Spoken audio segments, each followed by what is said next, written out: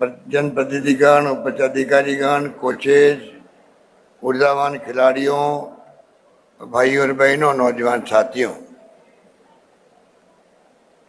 एक ऐतिहासिक दिन आज है जब 1 महीना से अधिक, करीब 29 अगस्त को खेलों का प्रारंभ हुआ, खेल दिवस के उपलक्ष्य में। अब पूरा आप देख लीजिए कि 1 महीना 20 दिन जिस रूप में राजीव गांधी ग्रामीण ओलंपिक खेलों का आयोजन हुआ, वो एक इतिहास बन गया देश के अंदर। करीब 40,000 गांवों के लगभग सभी जगह से खिलाड़ियों ने भाग लिया और 30 लाख का आंकड़ा कोई कम नहीं होता है। और मांग थी बाद में, पर ऑनलाइन रजिस्ट्रेशन बंद हो गया। 10 लाख महिलाएं खेली उसके अंदर, 2,50,000 से अधिक टीमें बनी हो। तो दो बातें, एक तो आयोजन करता जो है खेल परिषद, खेल विभाग, और साथ में जो अलग अलग विभाग थे पंचायत राज से सहित, जिला प्रशासन, ऊपर से नीचे तक, और प्रदेशवासी जितने कोचेज थे, खिलाड़ी थे, अगर सबकी भागीदारी नहीं होती इतना बड़ा आयोजन मैं समझता हूँ असंभव होता। तो सबसे पहले मैं उन तमाम लोगों को जिन्होंने इस आयोजन को कामयाब करने में भागीदारी निभाई, उनका मैं हृदय से आभार व्यक्त करता हूँ, धन्यवाद देना चाहता हूँ। ये आयोजन कई मायने में बहुत महत्वपूर्ण है। पहला तो ये हो गया कि भाई, जैसा मैंने पिछली बार भी कहा था, इतने बड़े मुल्क के अंदर हम क्यों पिछड़े हुए हैं ओलंपिक के अंदर, कॉमनवेल्थ में, एशियाड में कुछ मेडल आने लगे हैं, उससे काम नहीं चलेगा। राजस्थान जैसे प्रदेश में बहुत मजबूत व्यक्ति रहते हैं। यहाँ पर अकाल सूखा जितना पड़ा है, तकलीफ पाई लोगों ने, उतने मजबूत लोग हुए हैं, शारीरिक दृष्टि से भी, मानसिक से भी,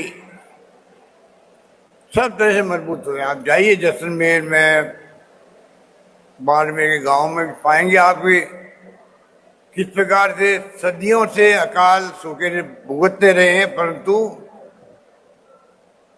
आपको 6-6 फीट के लोग मिलेंगे, हष्ट-पुष्ट मिलेंगे। तो प्रगति जो है वो अगर प्रहार करती है तो वो देखे भी जाती है। इस रूप में राजस्थान के लोगों में, नौजवानों में दमखम है कि हम खेल और खिलाड़ियों को प्रोत्साहन दे सकते हैं, आगे बढ़ा सकते हैं और खेलों में अपना स्थान बना सकते हैं, देश के अंदर भी, दुनिया के अंदर भी। ये सोच करके ये ग्रामीण ओलंपिक का आयोजन किया गया। कामयाबी की कहानी तभी आपने देखी, जो फिल्म देखी आपने, उस फिल्म के अंदर किस प्रकार अलग अलग खेलों के प्रदर्शन किए, उसके अंदर किस उत्साह के साथ में खिलाड़ी खेल रहे थे, सभी उम्र के थे उसके अंदर। तो एक माहौल बनाने के अंदर सभी उम्र के खिलाड़ियों का खेलना, चाहे वो 80 साल के थे, चाहे 50 के थे, चाहे 40 के थे, चाहे बच्ची आई थी अभी, मैं समझता हूँ कि सब 10 साल से लगा करके 80 साल तक के लोगों ने खेलों में भाग लिया। और इसी रूप में मैं समझता हूँ इसमें कोई जीत हार की बात नहीं थी। वैसे खेलेगा राजस्थान, जीतेगा राजस्थान, नारा भी अच्छा है, शुभंकर बनाया है, इसका भी एक मैसेज है पूरे राजस्थान के अंदर। ये शुभंकर बाब के आगे बढ़ेगा और 26 जनवरी से जो राजीव गांधी शहरी ओलंपिक की शुरुआत हो रही है, वहां तक पहुंचेगा। मैसेज देके, आप सबका मैसेज देके। इसलिए मैं कहना चाहूंगा कि ये जो हमारा सरकार बनते ही एक नारा था निरोगी राजस्थान का, मैं आपको दावे के साथ कह सकता हूं कि खेल और खिलाड़ी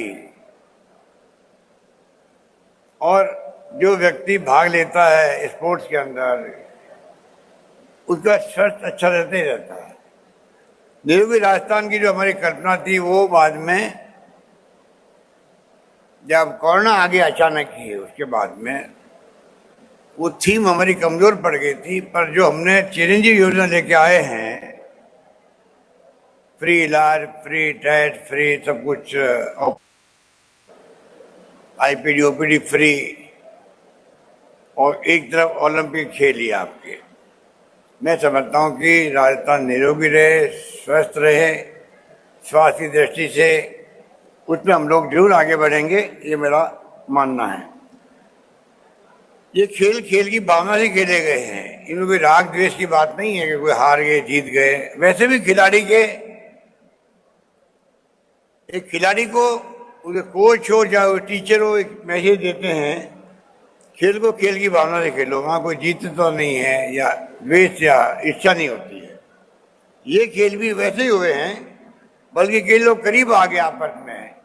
अगर मनमुटाव भी था, कोई आपस में नाइतफाकी थी, मैं समझता हूँ एक मौका दिया खिलाड़ियों को गांव गांव में आपस में प्रेम से, भाईचारे से, सद्भावना से रहने का है, जिसकी आज मुल्क में सबसे बड़ी आवश्यकता है। आप सुनते होंगे, हम लोग बराबर बोलते हैं, आज पूरे मुल्क में तनाव है, हिंसा का माहौल है, असहमति बर्दाश्त नहीं हो रही है, जो होनी चाहिए। आलोचना को महत्व देना चाहिए। जो सत्ता पक्ष होता है, हम लोग आज सत्ता में हैं, हमारे विपक्षी लोग हैं वो आलोचना करते हैं, असहमति व्यक्त करते हैं, मैं बुरा नहीं मानता, क्योंकि लोकतंत्र में ये तो एक प्रकार से आभूषण की तरह है, होना जरूरी है, तब लोकतंत्र मजबूत बनेगा। नेता अगर पक्ष होगा सरकार का तो प्रतिपक्ष नहीं होगा, तो फिर लोकतंत्र कैसे होगा? लोकतंत्र के माने ही है पक्ष है तो विपक्ष भी है, वो अपनी बात कहेगा।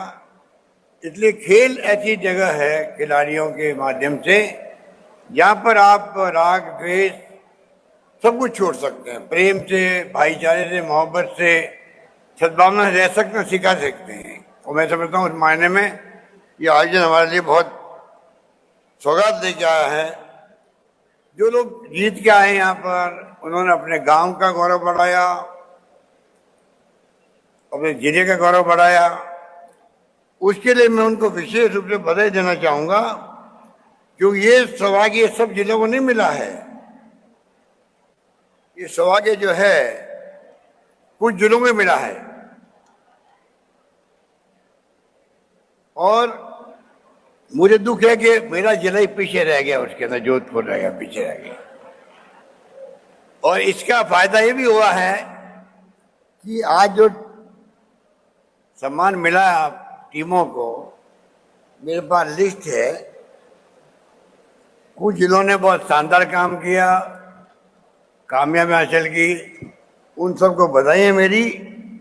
और जो लोग स्टेट लेवल पर कामयाब नहीं हो पाए या उस स्थिति में नहीं आ पाए कि उनको ट्रॉफी मिलती, मैं समझता हूँ अगली बार वो और मेहनत करेंगे। पर कम से कम एक पिक्चर क्लियर हो गई, किन जिलों के खिलाड़ी मजबूत है, आगे बढ़े हुए हैं। हनुमानगढ़ ने 7 मेडल प्राप्त किए, सबसे अधिक। चूरू ने 4 मेडल प्राप्त किए, अजमेर ने 2, जयपुर ने 2, सीकर ने 2, बीकानेर ने 2, गंगानगर ने 2, नागौर ने 2, भीलवाड़ा ने 1, चित्तौड़गढ़ ने 1, बांसवाड़ा ने 1 और जयपुर वापिस आ गया 1। तो बाकी जिले गायब है, मेरा जिला भी उसमें शामिल है। तो मैं चाहूंगा कम से कम ये जो चार्ट बना है, जानकारी प्राप्त है, इसका मतलब बाकी जिले के लोगों को भी, वहाँ के कोचेज हैं, आपके स्पोर्ट्स काउंसिल की वहाँ पे जो ऑफिस भी है आपका, वहाँ पे आपके कई जगह आपकी एकेडमी बनी हुई है, सबको एक्टिव करना पड़ेगा। मैं 33 जिले के टैलेंट जो है, टैलेंट हंट का काम जिम्मेदारी बड़ी कोच की होती है, पीटीए की होती है, मैं समझता हूँ उनको करना चाहिए।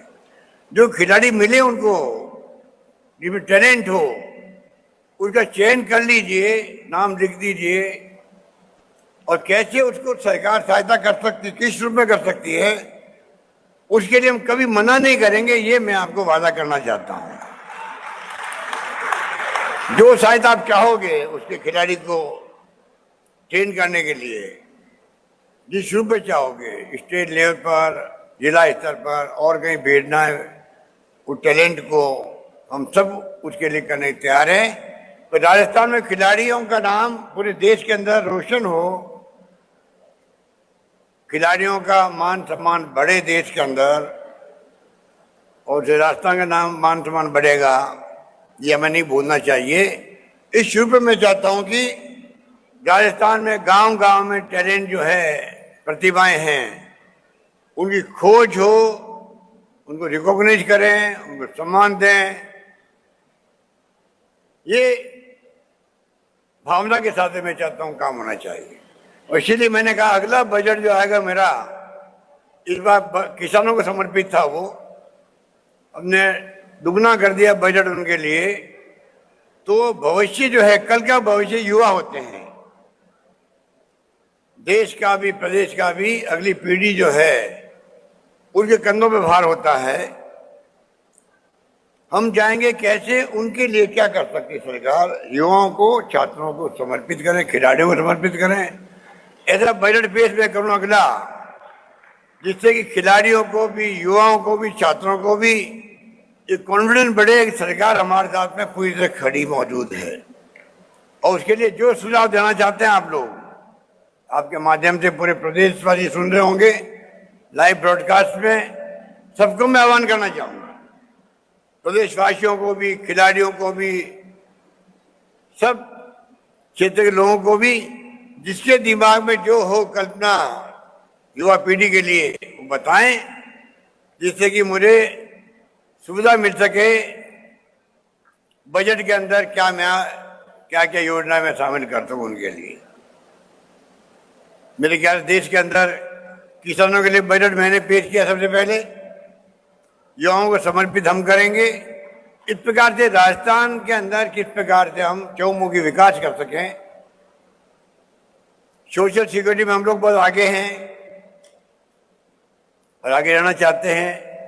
बल्कि मैं तो प्रधानमंत्री मोदी जी को रिक्वेस्ट करता हूं बार बार, जो हमारी स्टेट गवर्नमेंट की स्कीम्स हैं सोशल सिक्योरिटी की, वो तमाम स्कीमें आप पूरे देश में लागू करवाएं। बल्कि उसके अलावा जो ओपीएस है कर्मचारियों की, जिसमें कर्मचारी 35 साल तक अगर असुरक्षित महसूस करे अपना, वो क्या काम करेगा। अभी हिमाचल के मुख्यमंत्री ने झूठ बोल दिया कि राजस्थान में लागू ही नहीं हुई है योजना, खाली बस घोषणा की है। आज मैंने ट्वीट किया, मेरे ख्याल से आ गया होगा, मैंने पूरा उनको जवाब दिया है कि राजस्थान में लागू भी हो चुकी है, इम्प्लीमेंट भी हो चुकी है, और कुछ लोगों को उसका जो एक्स सर्विसमैन टाइप जो हमारे कर्मचारी होते हैं उनको लाभ मिलने लग भी गया है। इसलिए पूरे देश में लागू होना आवश्यक है। अभी राजस्थान में छत्तीसगढ़ ने किया है, आप पार्टी ने पंजाब में घोषणा कर दी है, गुजरात में हमने भी कहा सरकार बनेगी तो हम घोषणा करेंगे वहां पर। धीरे धीरे पूरे देश के अंदर ओपीएस भी लागू होगा। हमारी योजना इतनी शानदार है, 21st सेंचुरी में चल रहे हैं।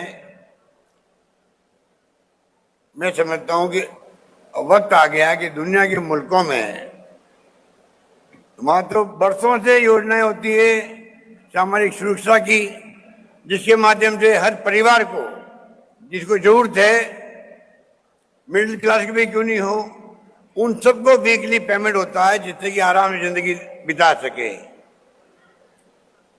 हमारे मुल्क में मैं समझता हूँ कि वक्त आ गया है, हम बहुत पीछे हैं। आप देखते होंगे इंडेक्स जो आया अभी, वो इंडेक्स भी अच्छा नहीं आया है राजस्थान के लिए, नहीं देश के लिए, पूरे मुल्क के लिए।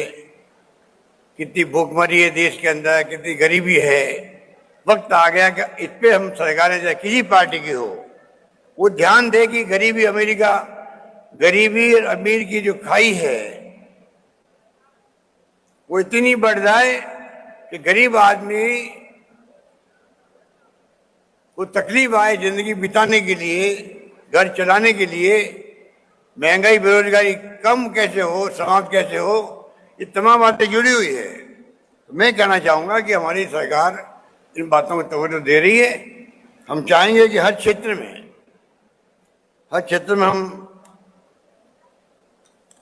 आगे बढ़े और खेलों के माध्यम से भी। आज क्रिकेट देखिए अब इतनी पॉपुलर हो गई है, आईपीएल के माध्यम से टीमें और खिलाड़ियों की कीमत लगती है, कितना वो उनको इनकम होती है। कबड्डी भी शुरू हो गया, कबड्डी के अंदर भी मैंने सुना कि आईपीएल की तरह आयोजन होने लग गए हैं। क्यों नहीं हम लोग अगर सब मिलके संकल्प ले लेंगे आज के दिन, आज ये समापन होने जा रहा है खेलों का, और अगर मैं बताना ही चाहूँगा जो सरकार ने क्या क्या कदम उठाए हैं एकेडमियों के लिए, या स्टेट स्पोर्ट्स इंस्टीट्यूट बन रही है, सेंटर फॉर एक्सीलेंस बन रहे हैं राजस्थान में, सब जगह कुछ न कुछ काम हो रहा है। मेरे ध्यानचंद के नाम से स्टेडियम बन रहे हैं, हर ब्लॉक के अंदर बना रहे हैं हम लोग। एमएलए फंड को हमने छूट दे दी है, वो इन्वेस्ट कर सकते हैं उसके अंदर। तो इंफ्रास्ट्रक्चर मजबूत करेंगे आने वाले वक्त के अंदर, हर खेल के लिए कोई कमी नहीं आएगी उनको। इस प्रकार से हम आगे बढ़ना चाहते हैं। इसलिए मैं आपको जो बातें बता चुका हूँ, मैं रिपीट नहीं कर रहा हूँ कि हमने पेंशन शुरू कर दी है, आउट ऑफ टर्न नौकरी देने शुरू कर दिया है, आरक्षण कर दिया नौकरियों के अंदर, अवार्ड की राशि बढ़ा दी है, सब आपको मालूम है।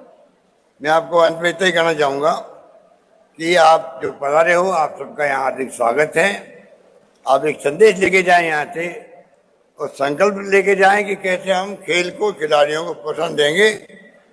यही बात कहता हुआ मुझे अशोक चांदना जी को, कृष्णा पूनिया जी को, तमाम स्पोर्ट्स काउंसिल के तमाम पदाधिकारियों को, स्पोर्ट्स सेक्रेटरी को, जो भी हमारे साथी हैं, उन सबको मैं बहुत ही शुक्रिया अदा करूंगा कि जो इच्छा सरकार की थी, अशोक चांदना ने पहले स्पोर्ट्स मीट करवाई थी, वही बहुत शानदार थी। तो तमाम तरह से अब खेलों का माहौल बनने लगा है राजस्थान के भी अंदर, और मैं यकीन दिलाता हूँ आपको कि आगे भी ये माहौल अब खत्म नहीं होना चाहिए जो बन गया है। आप खुद भी जो पीटीआई है गांव में, या आप कोचेज है, मुझे उन पर बहुत बड़ा विश्वास है